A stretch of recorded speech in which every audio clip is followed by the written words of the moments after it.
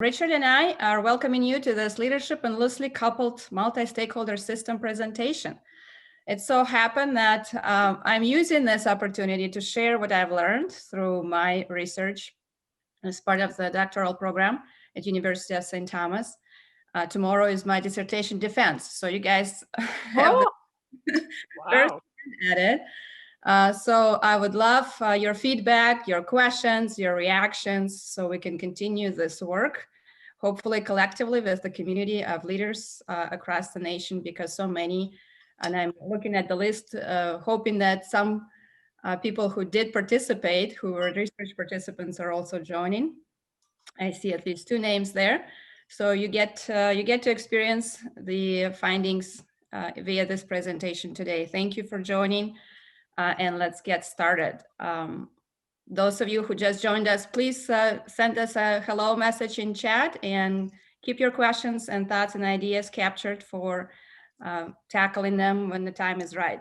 The format is a presentation, but hopefully it's not just me sharing my learnings and insights. I would like for you to continue to contribute to this journey and share your thoughts, insights, learnings as you are engaged with this content via chat. We will pause and ask some questions during the presentation and also at the end. So my name is Irina Firstman. I'm co-founder and CEO of HuLife, Human Understanding and Engagement in Life. We provide consulting and facilitation services and training to local government, as well as anybody else who is interested in engaging humans and working with teams, developing leadership skills and strategies. And Richard, how about I give you a chance to introduce yourself as well? You're supporting me on this journey. Well, I wasn't expecting that, Irina. I think I'm going to throw it back to you. I am Irina's partner in Life. Also, we're spousal partnership as well. So we work together and also build a home family life together. So it's really been fun to watch her on this journey, and I'm excited to be your co-pilot today. Thank you. And Richard is a former city manager. So my introduction to leadership was through that relationship as I was learning the way of life in United States. I'm originally from Ukraine and Russia, half and a half. One leg in one country now and the other leg in the other. But in essence, paying attention to how communities are organized and how leadership at local government level actually works was a fascinating thing for me to learn. And so as I was observing and learning and kind of taking it all in, I became very curious about the system in itself, the concept of how systems are built. So when I had a chance to go back to school and start on my doctoral program on this journey, the question at heart for me was, and the kind of purpose for going back to school was to really understand leadership. So this particular research project was to study how do we even understand leadership in the systems where there is no hierarchy, when it's loosely coupled, when there is no top-down structure yet in place. Can we exist? Can we sustain a loosely coupled system long-term? And obviously, can we make it work just as effectively as we know how to build tightly coupled systems and verticals in terms of our traditional way of organization development? So looking at what's been available at the time, the significance of this kind of research and the question I was raising had to do really with this increasing desire for sectors to collaborate, organizations to collaborate. So there is this push and call to more collaboration within one organization, within one workplace, and then across systems and organizations. And it didn't appear to me that there was a good solution or an answer in terms of what leadership might look like when there is no traditional way of being within the organization. So with us trying to be more collaborative and build partnerships, which is great, we're kind of doing that without guidance from academia in terms of what is that, what does it look like? Is it the same way or is it different when it comes to leading in that environment? So that's the question. How does leadership occur in a multi-stakeholder, loosely coupled system? And I had to find the system that specifically for me was loosely coupled, where members are independent actors. It could be individuals or organizations as members.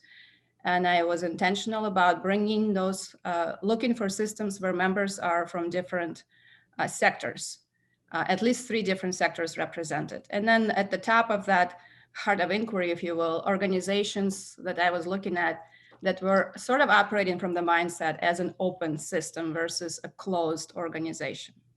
On the left, you see some questions there that were guiding what kind of questions were appearing in the process of bringing those types of systems into the focus for me. What contributes to leadership? How does it look like? But really focusing on how it occurs, really questioning the entire phenomena of leadership. And as you all know, you need to work with some definitions. So some definitions that I had to ground myself in, and I'll focus on these 2 specifically, the system and the leadership. So what does system mean? It's a regularly interacting or interdependent group of items forming a unified whole. Again, those items could be individuals or organizations. And leadership, I was defining that as a number of people interacting in a certain way, process and structure. Attending a session by Irina of Hugh Life. If you're talking to somebody else, feel free to mute yourself at the moment.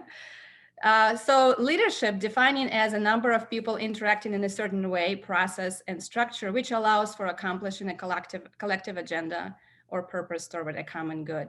So that was a defining moment, but also a criteria from which those systems were selected for this particular research.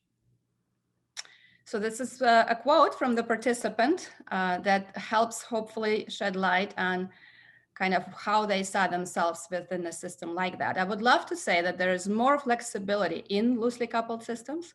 I would say a positive way that when you have a more structured leadership format, you don't hear from voices that represent a different contingency. You're hearing from the voices that you've identified. So that's one person's perspective on what is the difference between loosely structured versus tightly coupled systems, and what are some of the pitfalls or challenges of leadership might be. I have, obviously, I had to ground myself in theoretical frameworks that exist. So those are the 4 theories that informed the research from the beginning. And if you're familiar with them, great. If not, we can talk about it later, but those are integrative leadership, leadership for collaborative advantage, complexity leadership theory, and shared leadership theory. None of them had really focused on looking at leaders leading each other. Most of them are focused on either team leadership or leadership within one system or on specific issue or policy topic. So that was a great starting point for me. None of them answered the question of how leadership occurs in a system where there is no structure yet, and we're working with leaders coming together. So Justin, as a recap, Irina, this is really about people who have no authority at all in this system, and how a bunch of leaders are going to come together, and how final leadership emerges. Correct. Yeah. So I use grounded theory methodology, which means it's an iterative process. Anything I could get my hands on, including myself, right? My own experience and my own observations. But starting with literature review and ending with literature review. First, obviously, was to scan what's already been discussed and discovered. And then in the end, going back to literature to really connect the dots and see where I was able to perhaps provide some more clarity or shed light on a concept that's been already discovered by somebody else. And part of that methodology also looking at reflections on myself, as I suggested. So you'll see on the next slide, we should have a timeline. It's been 8 years since the beginning of this inquiry for me. And it started with starting 2 nonprofit organizations, one in Ukraine and one here in the United States. and kind of learning as those two organizations have been forming, what is happening within myself as one of the founders and leaders of those two organizations, but also noticing, observing, capturing, reflecting, and documenting what was happening from the process perspective in both of those situations. And you can see along the line, some of you are familiar with some of these entities, and some may see it for the first time, but Hue Life in itself didn't launch until 2017. And the attempt of launching Hue Life was really to build now a private business, not a nonprofit necessarily, using the experience and principles that I'm testing in the field and learning about, and continue to inquire within my own team and organization, but also externally. So now we're in 2021, time to look at what are some of these lessons from the last 8 years. A little bit of a glimpse into who else participated. The final pool of the participants included founding members, participating members, meaning those who have been part of the system for a short period of time and then moved on to something else. And of course, employees and contractors who were hired to execute on certain plans of that system. Total of 30 participants and 15 different systems from 7 states, and 3 of them are national. When you think of, perhaps you're asking yourself, what do they feel and look like? Well, they feel sometimes like a coalition or a partnership, sometimes joint power agreements, a language that's been used, or the alliance, collaborative, or network. So anytime you hear that word within the system's name, that's the type of system I was looking into, understanding that those actors represent different sectors and different organizations. Another quote, what does it feel like to start a system like that? I think that it's like you bring together influence and some economic resources with a big idea, and that over time, idea stands the test of time and is popular enough and people can envision it, then something can happen and it can continue to grow and evolve. So it kind of captures the essence, if you will, of becoming a system, those elements coming together and forming and shaping something that can sustain over time and hopefully long past the original founders. So I would like to first introduce this facilitating collective ownership concept that emerged for me earlier in the year of 2020. As first data came in, and I started mapping out what is it that I'm hearing, seeing, and noticing. And immediately, all of it came together around this yin-yang symbol, the balance of self and shared. And it continued to show up in all of the interviews and conversations I've had with the participant. Really understanding yourself, what is it that your personal interest, values, purpose is, but also understanding what's the shared interest, benefit, values are. And that is at the core of the entire model as you will see unfolding.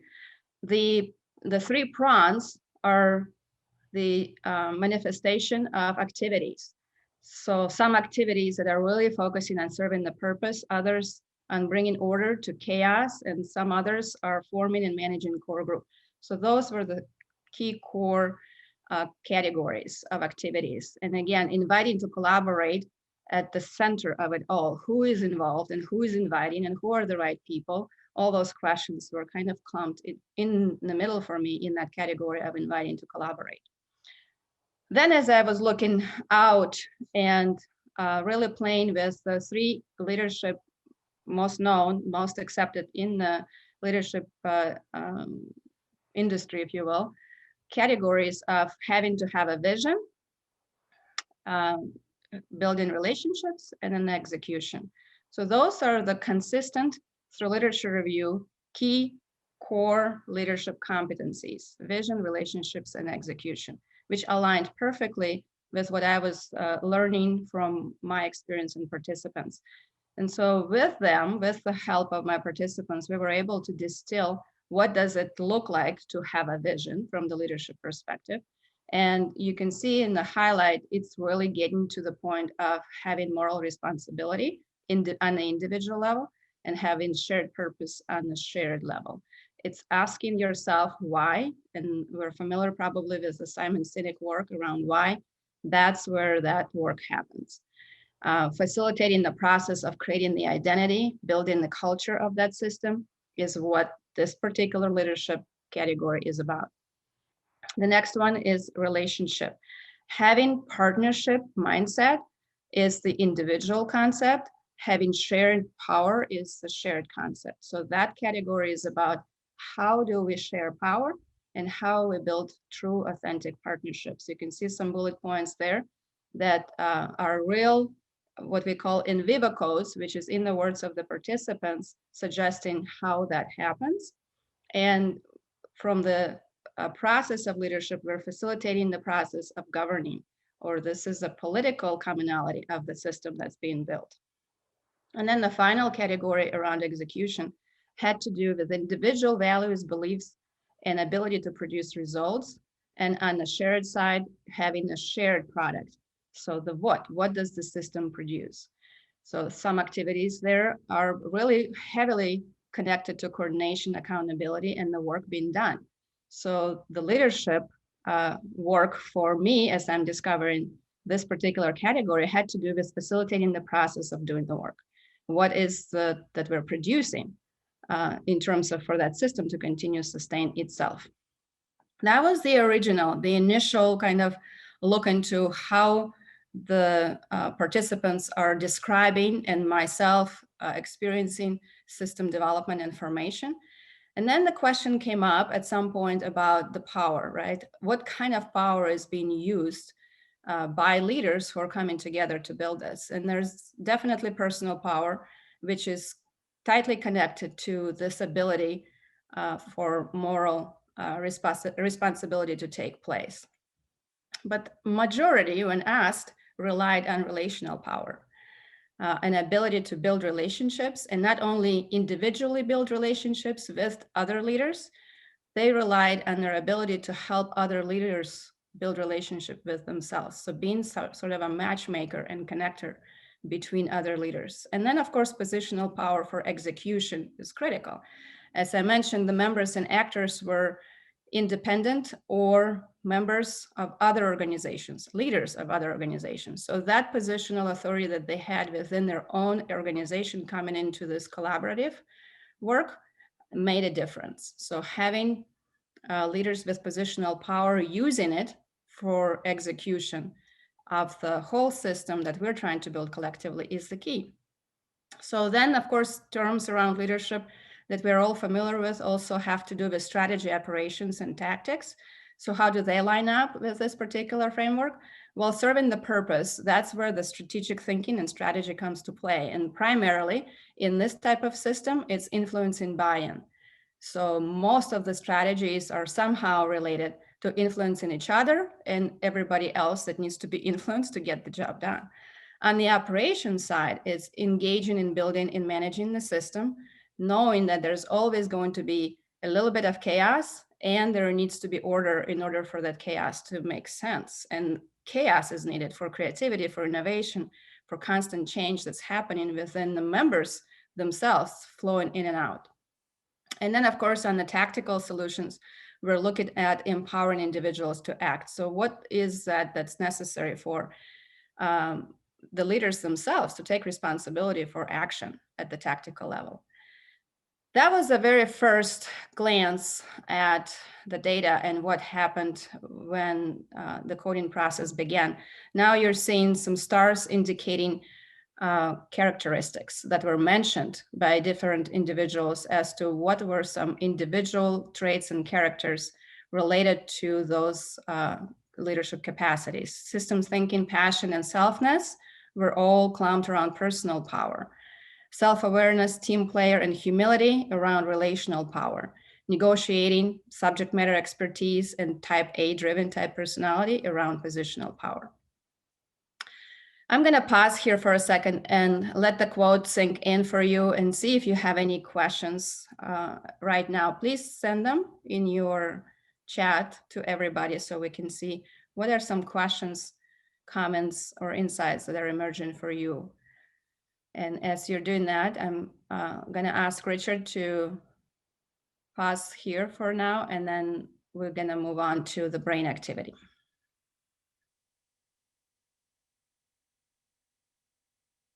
I'm not seeing a lot of activity in chat, so hopefully I didn't put you all to sleep. You're thinking, processing.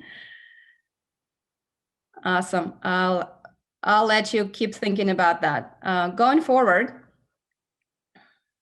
that was backward. Let's go forward one. That visual that you saw as we walked through the categories is now being And you represented. have a question now in your chat box. Where does decision-making power fit in this environment? That's exactly where I'm going next. So thank Nice. you.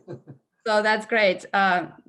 Sharing power is sharing decision-making power. So the shared power is a big piece and big learning piece here. I wanted to give you this different visual, moving from stars and bubbles and lines and all that, now trying to organize that information into a little bit more succinct model.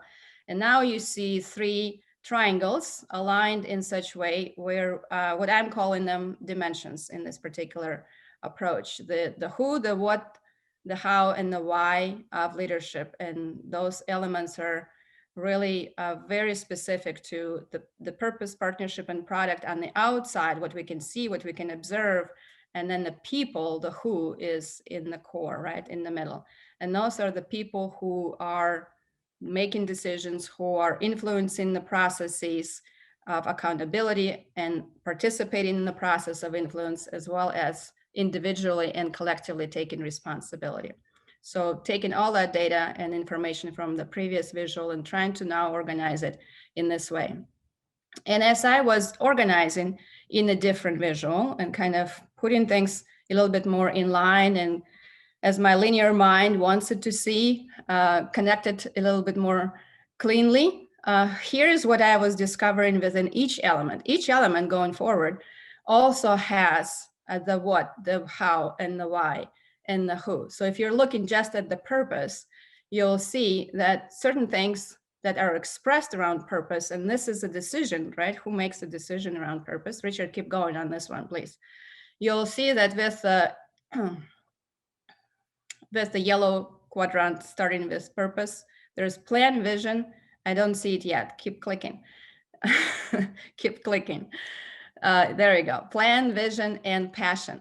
So that's individually, people have to have a passion and connection to what the system is about to do. Without that, it's hard to keep them engaged and influenced throughout the process. With the product and results of the work of the system, there has to be a shared benefit and understanding what that shared benefit is, as well as reliance on individual expertise and then producing some kind of resources. Sometimes resources being shared in itself is the product of the system. And then on the collaboration and partnership side, we're really looking at having the shared voice, realizing that we can accomplish more together than individually. And of course, I already made the case for relationship, and then the trust. And this is the key point for me, is that trust is the product of the how. It's currency in itself. It's not how we get relationships going. It's really the what of the relationship. And it constantly needs to be worked on. And then, of course, in the middle is the people themselves. And as I am looking at the people, it's not just who the people are, but also, do they have the will to do the work that's necessary? And they only have the will if they have the support system in partnership, if they have the passion for the work, and if they have something to benefit and have personal benefit actually from the system's existence. So as you're looking forward now and kind of thinking through, is it one person or is it a collection? Is it one person or is it a collection? And what I've discovered, it's different groups of people at different times. Levels of leadership now came into my kind of peer view, understanding that with the system formation, it starts at level 1. When system already has been in existence for several years, you can see what's happening at level 4, and then you have to really dig deep to understand who and how the core of the system operates, who in the core of it makes those decisions, who influences who. How does that work? How do those relationships get formed and sustained? So as you're glancing over this table, please understand that as system develops, it starts with level 1, gets to level 4, and it is a sort of a nesting process. So I have a visual of a nesting doll, really, that probably helps visually to see it differently versus a hierarchical top-down structure. So the core group of people that then further breaks down into smaller and smaller group of people continues to sometimes evolve and change. The actors constantly are changing. And hopefully, as they change, they have developed the ability of the system to adapt. Otherwise, it doesn't survive. And so when you look into the next visual, you'll see my favorite of the whole presentation, a visual of leadership. There is still a core person in the very core of the system who holds the light, who holds the idea, who holds the moral responsibility. And they surround themselves with the smaller group, and that group surrounds itself with the bigger group until the very last level, fourth level of leadership, where everybody is able to be a leader based on the policies, the processes around decision-making and others that have been established throughout the time. So I'm going to challenge what we know with this concept of leadership being a nesting doll versus the top-down hierarchy. With the question, how many brains do humans have? Please chat, send your answer in chat. What do you think? How many brains does a human, an individual human, or we as humans have? So I got some 2s in there and 3s and a lot of numbers and 4s. Awesome, no 1s. So I'm already pleased with that unlimited, awesome. Well, from the medical profession, we understand from medical biological perspective, there are known 3 brains, not 1. There is still debate 2 or 3, but primarily I think we're accepting the fact that we have 3 brains. Brain 1 is the one that we typically go to when we describe what brain is. And that brain is responsible for processing and transmitting information and creating an environment for all of our elements in our body to talk to each other, an ability to identify patterns. So we know most about this brain. The other 2 brains we know not as much about. Second brain lives in our heart. It has fewer neurons, a lot fewer, but what they are capable of doing and what they're responsible for is the largest electromagnetic field in the body. It's a different type of communication and different type of thinking that is happening through that magnetic field. This is where we experience different type of knowledge and different type of thinking that's informing us of our environment, fears, feelings of hurt, feelings of excitement, feelings of opportunity that we hardly can explain why we feel one way or the other. And our third brain is actually what keeps us physically alive in so many ways. This is our gut brain. It actually exists within our gut. It's a different set of neurons that also communicates and transmits and processes information primarily to regulate our physical body so we can sustain our life. So if you take that metaphor of 3 brains and our body as a biological thing, so what does it have to do with leadership? Well, my concept of leadership was kind of similar in that let's take a look at the organization as a biological body. And we humans within that system, within that open natural system, are neurons. And therefore, a brain is not a singular body, or a leader is not a singular person responsible for the function and the life and the sustainability. It is any element of the body capable of learning. And as you look at this model, as it continues to develop, the questions around what is the ability to identify needs? Who is asking that question? Who is answering that question? What are the processes for information sharing? How actors talk to each other and relate to each other? How does the system know what to do? What are those brains within multiple humans coming together in one system? As you zero in on that core group, that's the first level of leadership. The core group is charged with engagement processes for partnership, and the structure in itself is a product of existence, plus the why we need a core group or why it is emerging is to provide that sustainability for the system to move forward. I'm gonna briefly, Richard, if you can just skip through the next slide that goes deeper into each of those elements of structure, sustainability, and engagement. And you'll notice that each one of those has a role of a person in the blue. So the core group consists in many cases of a neutral facilitator who is in charge or helps with that engagement process. It also consists or organizing individuals in teams. You'll see a lot of work groups being created as part of starting something going in a system like that. And it also consists of power to walk away. Each person can walk away. And that creates a completely different dynamic within multi-stakeholder loosely coupled system, because you cannot direct, you cannot accept just direct report type of relationship. It works very different. And so you need to be able to tap into passion and individual interest to keep people at the table, to keep them engaged in the work of what you're trying to do. So the third level, going deeper into the core group. So who steps into that core group realm, if you will, and what do they do and how do they operate? Well, the why of core group is shared values. So people who have shared values from the very start are the ones who tend to coalesce together and form that core group. The what is the shared interest, and it's interesting and amazing to watch how that shared interest gets expressed. And if it doesn't, core group doesn't get formed. And then on the how side is that shared power question that was asked earlier. This group of people at the core group level really feel the importance and understand the sharing power dynamics. So they have enough trust already within themselves to being able to do that.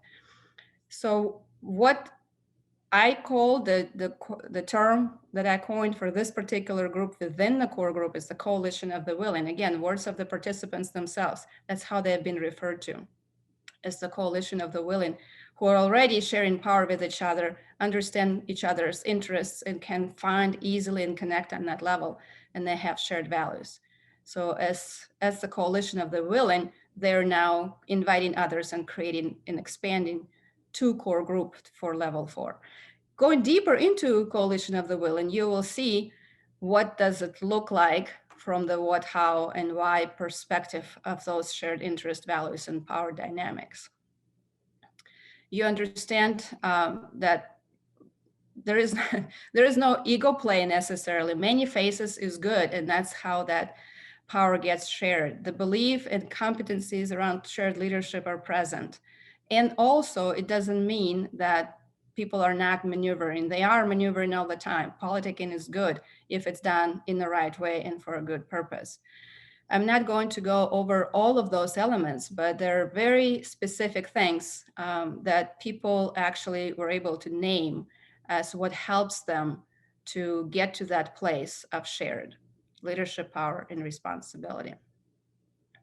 And then even deeper into the coalition of the willing, if you dig in, really it's all about connecting, convening, and having a compelled message.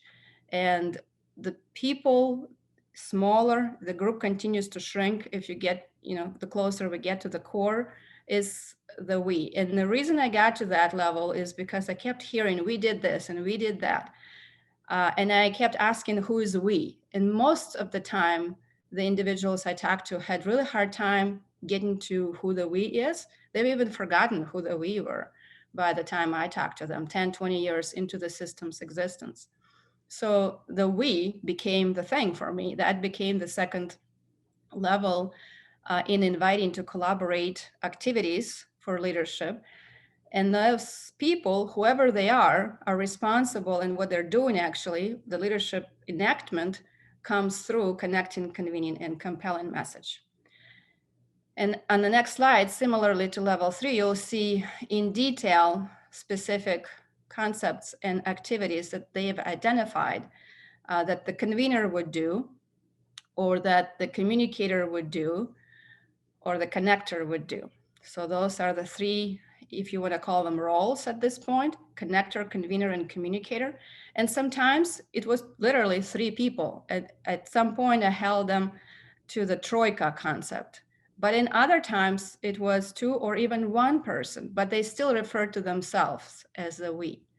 And that was fun conversation to have. Who is the we in your situation? Well, to be honest with you, it's just me. But that just me held all three of those competencies clearly in check and continued to portray the we culture to bring others along into collaboration. Which brings you to the level one, taking responsibility level at the individual level when the system starts. But also this is a circular model, if you will, as you can remember back to that image. Really, we're talking about everybody being able to take responsibility, and they had to have those core competencies of systems thinking, humility, and courage in order to take responsibility. So that's one image of it all. How do those groups get formed? It starts with, if Richard can click on another slide, with the idea. So the idea is where things start, cause that's worthy of somebody's attention. Around that idea, if a person doesn't feel that they have enough competencies for connecting, communicating, and convening, they typically form a group of 2 or 3 other people. Collectively, they have enough competencies to accomplish that. Click, and that will be the we. And then once the we get on the same page, they need to have a coalition of the willing. Usually it goes up to 5 to 6 people, no more than that. That coalition is really focused and spends some time on understanding their interests, values, and shared power. That serves as the beginning of the system's formation and the system's culture. Once that group is in place, they begin to formulate the leadership team, which is primarily being referred to as a core group. And that core group constantly changing, whereas coalition of the willing may be a little bit more stable. And then finally, the people who hold the system together. The findings is, if you will, is that it's 4 different groups nesting one inside the other. So in the loosely coupled multi-stakeholder system, which is a living organism, people interact internally and externally. They change. And within that dynamic, very sometimes fast paced and sometimes not so much, we have 4 dimensions of leadership and we have 4 levels of leadership. And the people in the end, once the system gets established, our goal is that all individual actors take responsibility. They continue to invite others to collaborate. They form and sustain leadership teams at the high system level, but also within units and organizational functions as they get formed. And they continue to balance chaos and order, not necessarily just try to create order and forget about the dynamic of change, which creates a little chaos. So what? Now we know that. What's the point? Well, here are some key learnings from me. And at this point, I would love you guys to keep sharing your thoughts and ideas. And I'm going to go back and look at some of the comments you've shared already. Would you like me to read, Arena? Yes, please. Yeah, so trust is the result of the how. I love that. And when you were focusing in on trust, that comment popped up. Sophia, as a management analyst, I sometimes find that I have to collaborate with upper management positions. I sometimes feel I'm left holding the bag, having to do most of the work myself because everyone has time constraints. When working with subordinate staff and non-management staff, I have no problem with moving projects forward and getting buy-in. Do you have any recommendations on how to navigate the challenge? I suppose that can be for you, Arena, or anybody in the room when you have that. If any suggestions for Sophia, go ahead and send that in chat. Start with @Sophia, so Sophia can see it's referred to her question. My answer to that, Sophia, is that think through all the elements that are necessary for buying. And earlier in the presentation, part of the buying is the passion, understanding what motivates people. And different people are motivated by different things, understanding what self-interest they have And if they have none, they might not be the right people to be part of it. And then finally, being very clear on the purpose. So if we're not clear on the why for ourselves, and I'm talking to you as kind of a focal point, as a person who is holding everybody together around what you need to accomplish. And if people don't understand why we're doing it, that's going to be a challenge, hard to get buy-in. Another question for you. I fail to see the robustness in this arrangement. Can you contrast how it compares to a more hierarchical arrangement? The biggest difference are coming up here. In the hierarchical arrangement, I hear language and terminology being used that I'm working for somebody. So the mindset where it begins, right? So you have a boss, I'm working for a boss, I'm here at the pleasure, and I need to make sure what I do serves my boss. In this system, we're serving the purpose, versus individual leaders. There is no such a thing as a boss. And so that creates a completely different dynamic in which the hierarchy of needs still exists. The hierarchy in terms of how communication travels might still exist. It's just not top down. It's a different way of building, think of neural networks, developing a system that connects the dots in multiple ways, where it doesn't start and stop in a particular one person position, but it flows between people in a more natural way. Yeah, I think Stephen adds to that. He responds as well. You can be robust, yet fragile. Self-organizing teams and systems based around frameworks are key. Love this. Thank you. Yeah. And then to follow up on that question, David asks, so is it the distribution of leadership that makes it less fragile? So that's the question I tried to address in this whole research. What is leadership? And in the distributed leadership theories, you will read that most what we know about distributed leadership is distributing functions of leadership. And we're still within that realm of knowledge, operating from the perspective of what we know traditional hierarchical leadership functions are, including all of our leadership assessments are based on traditional hierarchical leadership models and roles. What I'm suggesting Amy added to that too. I had an observation years ago when leadership would say they would want some group and work to be organic. No coalition of the willing, it would eventually evaporate to nothing. Instead, when the coalition of the willing was supported and propped up, then the loosely coupled group could form around the purpose. Exactly. Yes, thank you for that comment and the question. So serving the purpose versus following the leader is a first step, right? Like if we can, if you will, dismantle our view of traditional, what leadership means within the hierarchical structure, we can begin reshape it. And I contribute that to the why dimension, to the why component of leadership phenomena, which is the purpose. The why am I even part of that system, right? Why do I even exist within that system? So the heart of the system, if we go back to those three brains, is the why. And it relies heavily on the passion that fuels that field of energy for people to want to be there, to want to connect, to want to do a good job. So the personal connection needs to be to the worthy cause or the idea. And those systems that did have that survived and lasted a long time. Some of them I bumped into have been around for 30 plus years without any hierarchical structure or legal form. And they are continuing to do amazing work. I'll read a few more of these. And Amy K adds that I see the system most closely reflects the structure I see in communities of practice, external learning cohorts. Think Slack, writer groups. Marianne adds, I find this to be true, establishing a culture that promotes and protects the mission is key. And R. Lucero writes, it's hard to get buy-in for those who want to just exist and stay employed. I am fortunate to have a great team, but we do have those who just have no interest. Any advice how to get those employees more engaged and interested? And maybe that's a question directly. To you, And that's Rita. right. I love that question. And that is where we have to start, is to understand what is their interest.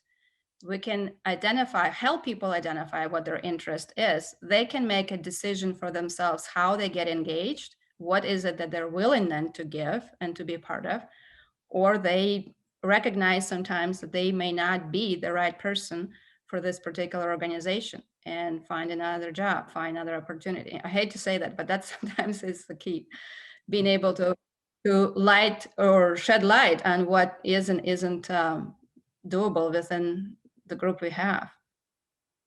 Let's move to the next one, and then Richard, you can continue to look at some of those additional, because I believe that dynamic of being able to walk away, I just mentioned, right? Giving people permission to walk away is a very interesting thing. And having people recognize that they have the power of walking away is what might help with that conversation of buy-in and interest. So in the systems I looked at, by design, how they were shaped and formed and initiated, everybody knew that they had the power of walking away. And so as leadership was forming, as those groups were coming together, the coalition of the willing and the core group, they knew that their job number one as the leadership expanded team is to keep people at the table. Otherwise, they won't have a system, an organization to be part of in that leadership capacity. So I compare that in the brain metaphor to the gut brain. So when you click on the next slide, Richard, you see that, right? So the how dimension is really about the gut of the system, which means we need to figure out how to create this ecosystem within our organizations that promotes and sustains trust, that helps people to have healthy relationships and maintain systems integrity. And that is the conversation with those individuals who are not participating in the system in a healthy way. That probably needs to be treated. And there's many different ways of how you might go about treatment.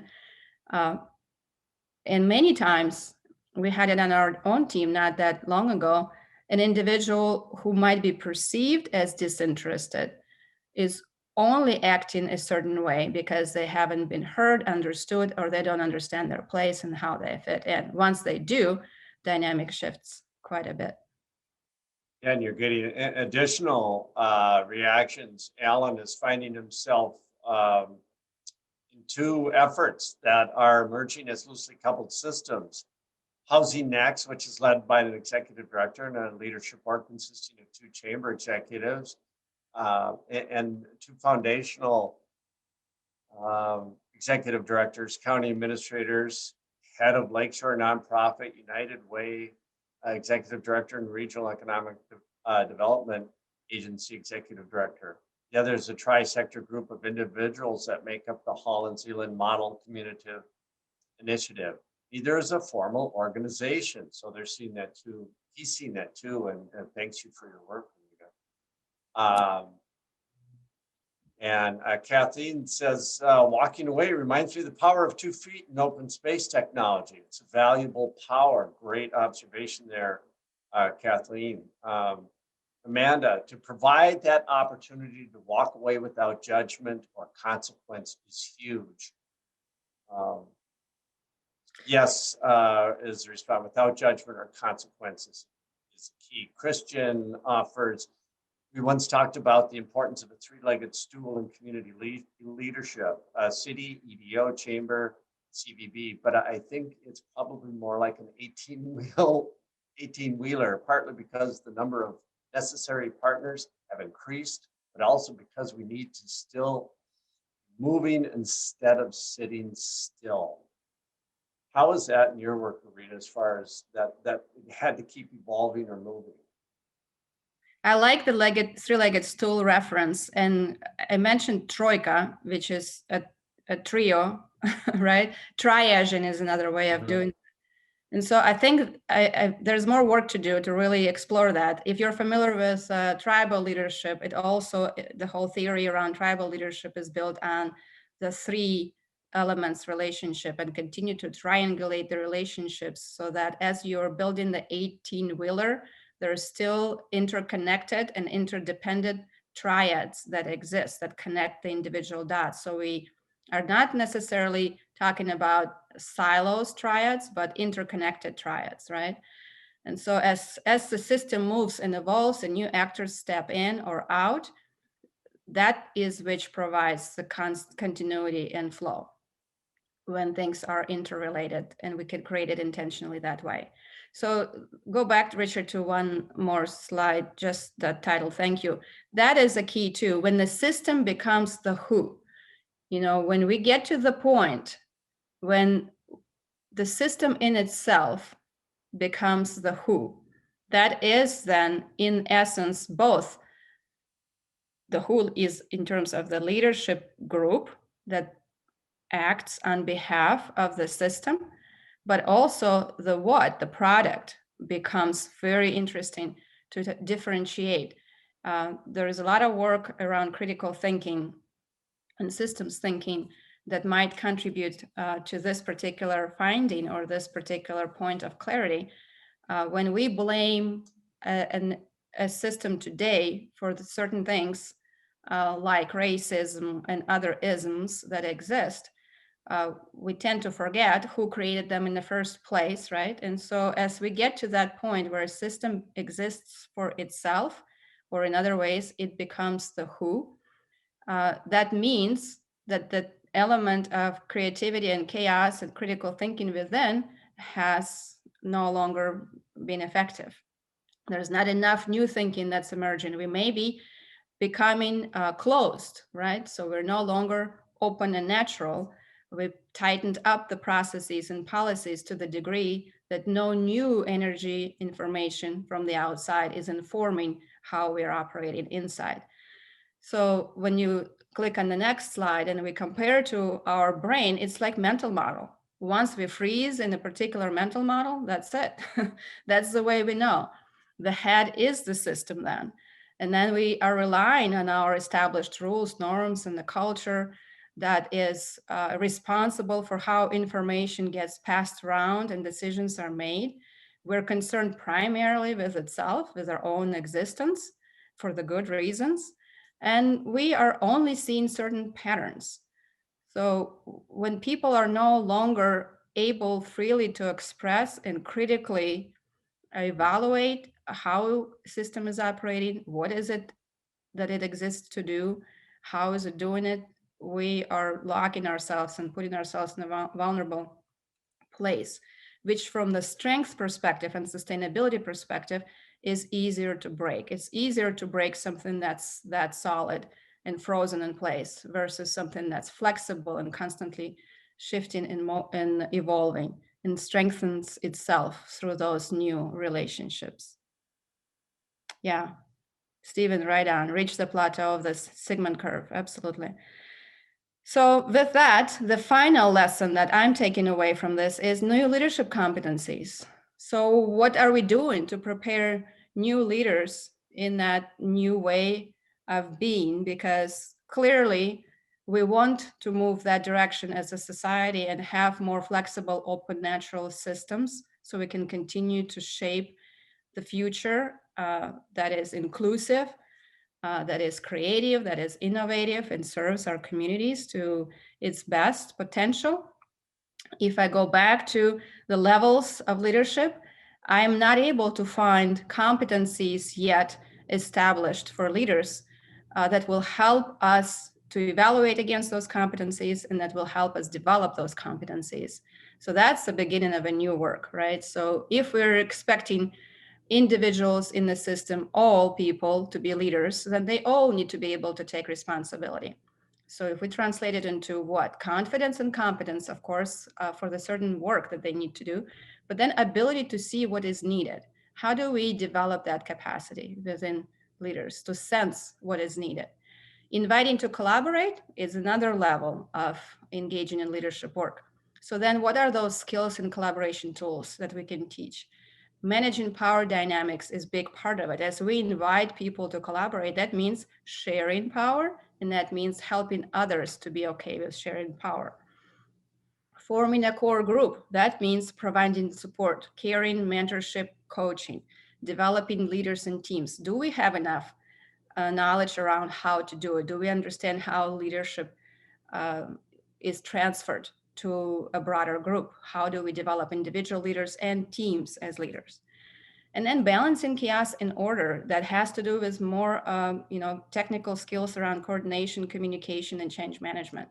And part of it we're learning on the job.